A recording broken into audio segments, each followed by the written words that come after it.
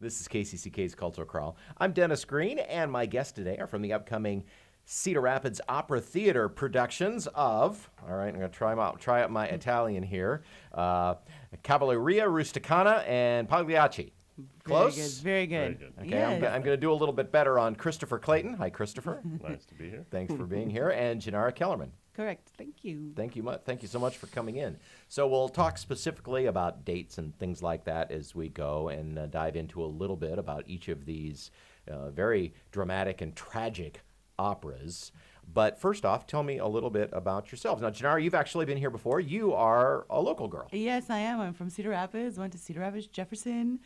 I'm even a Southwest Cedar Rapids girl. So, yeah, I went here, grew up, did my undergrad at Simpson College in Des Moines. My master's in Memphis, and then moved to New York, where my real education begins, is what I always say in opera. You're kind of thrown in with the wolves. And yeah, and so I've been back a few times. Most recently, I did the Carmen here 3 years ago, and so I love coming back. It's just, Cedar Rapids Opera Theatre is a phenomenal company to come. And it was probably, when you grew up, it probably wasn't around. No, So. I remember my first production here, I think, was in you know what? I don't even know. I'm even gonna be able to remember. But yeah, it hasn't. But it's grown, and every time I come back, it's even better and better and better, which is encouraging. And Christopher, where did you grow up? I grew up just outside of Salt Lake City, Utah, and I went to school there. I was a mechanical engineering major, but then I went to a couple operas in Italy. I was there, and I decided to just add the major. So I was a double major, mechanical engineering and music at University of Utah. I graduated, decided to follow the money, and got a master's degree at Manhattan School of Music. That's funny. And so, yeah, and then years later, here I am. And based in both of you based in New York then? I'm No? back in Utah. Oh, okay. Yeah, Moved I'm back. in New York. Okay. Yeah. And you probably you end up traveling a lot to Yeah. do Oh, yeah. auditioning and then doing shows around the country. Yeah, I know. Exactly, you guessed it. It's a lot of traveling, but It's a little bit of itinerant. yeah, life. exactly. The life of an opera Yeah. performer. Yeah. And so just I don't want to dive too much into the physics of it, but I'm always fascinated with opera singers, because the opera singer is to the shower singer as the NFL player is to the that's backyard funny. touch football game. That's funny. The physicality and the control that you have to have over something that we all have, but we just don't have that much of an understanding of it is just amazing. So if there was one thing when you first started taking voice and started wanting to sing in this style, what was if there was one thing that you thought, oh, that's what's so different about it, or this is what I have to learn to be here, just from a physics standpoint, what would it be?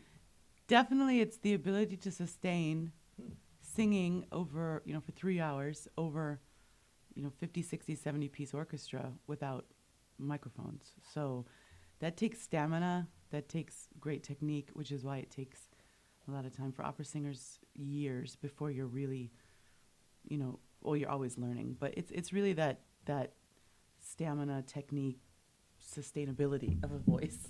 Yeah, and I would say for me, it's kind of like putting everything together, because when you're an opera singer, really you have to use, I'll say, every ounce of resonance, every ounce of vocal ability that you have, so that you can, obviously not singing as loud as you can all the time, but always finding the space and the you can't get by with 40% of your vocal ability. You have to be you have to find it all. So The upcoming opera at Cedar Rapids Opera Theatre is a double bill, and my understanding is these two operas are performed together fairly often. Yeah. Yeah. And in this production, a lot of the same singers are in both, which you don't find as much anymore because it's very difficult to find singers with the stamina that can sing in both. But Christopher's one of them, and yeah, they're built together a lot. Yeah. And why is that? Is it because they came out? Is it thematic? Is it stylistic? They're not written by the same person, right? Yeah. No. They just go together well. I mean, they're from the similar time period. They were written about the same time, and they're kind of written both about kind of country villages in Italy, and they just kind of work together well. Well, Christopher, you sing a role in both, so why don't you pick one? Pick the one that Janara is not in, Please, and give us a little synopsis. Well, Pagliacci is the one that Janara is not in, and it's a story about this traveling theater troupe, and it has some issues. It's not a happy company. It's kind of the original, dare I say original, the show must go on sort of idea. And it used to be just wildly popular. I mean, it was such a part of cultural norms for so long. It's fallen out of fashion a little bit. But there's some great music. The central idea of the story is that, as happens in opera, the girl's in love with somebody, and it's not the person she's married to. And trouble ensues from that. But And even those of us who aren't familiar with opera will know the image of the crying clown. Mm-hmm. And those of a certain age will remember the reference of Pagliacci in the Smokey Robinson and the Miracles tune, Tears of the Clown. That was my first exposure. yeah. That's it. Someone was asking me about that the other day. Thank you for answering that question. And my son is a big trumpet. He plays trumpet, and he always is listening to Maynard Ferguson playing Pagliacci. Oh, sure. Oh, okay. All right, and then the other item on the double bill is Cavalleria Rusticana. Yes, this is the first one. This will play first, and it's the same sort of. It takes place in the small Italian village, where it takes place on Easter Day. Church is a very big thing, and the central characters are Santuzza, the woman, and Turiddu, the man. And basically it's a love triangle that went bad. The tenor was involved with another character, Lola. He went off to fight. She married someone else. He came back, was devastated, found comfort in the arms of Santuzza. Then Lola, the little devil that she is, enticed Turiddu back into her arms. Santuzza, of course, gets jealous. Vows revenge. And hilarity ensues. Exactly. So it's tragic, but beautiful. Yeah, both operas just have a lot of beautiful music. Sung in the original Italian with super titles. Exactly. Which I always make a mention of saying you will see the super titles, but the job of you all is to make it so that we don't need them. Absolutely. Yeah. And in my experience, you glance up every now and again, but I can follow everything just fine. You're exactly right, and thank you for saying that, because it's a lot of people's fear. Their first thing when they hear an opera, they're like, oh, but I won't be able to understand it. And you're exactly right.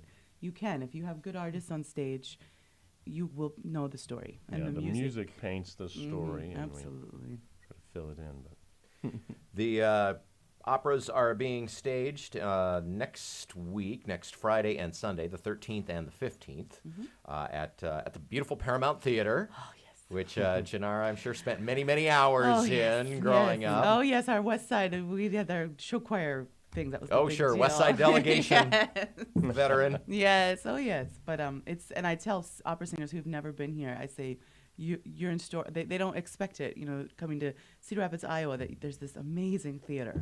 So, and we move in there today, so the singers will all get to see. And is this the first time you've been in? No, you were here for Carmen, for Carmen a couple of years that ago. was So the you have been in post-flood. Oh, yes, and it's amazing. And I was actually here during the flood. That year, I was doing a production, and we were supposed to be at Theater Cedar Rapids, and then the flood. So I've seen the evolution of the city after the flood, and it's incredible. We've come a long way, Yeah. definitely. Well, Christopher, welcome to Iowa. Oh, Hope that thank you you. enjoy your experience as well. It is always a delight to get to see the Cedar Rapids Opera Theatre, a couple of productions a year, and really not to be missed. Again, it's Friday and Sunday, the 13th and the 15th in the Paramount Theater.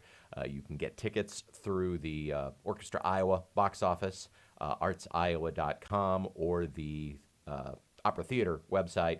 Thanks again for coming in today, and good luck with the show. Thank you Thank so you. much.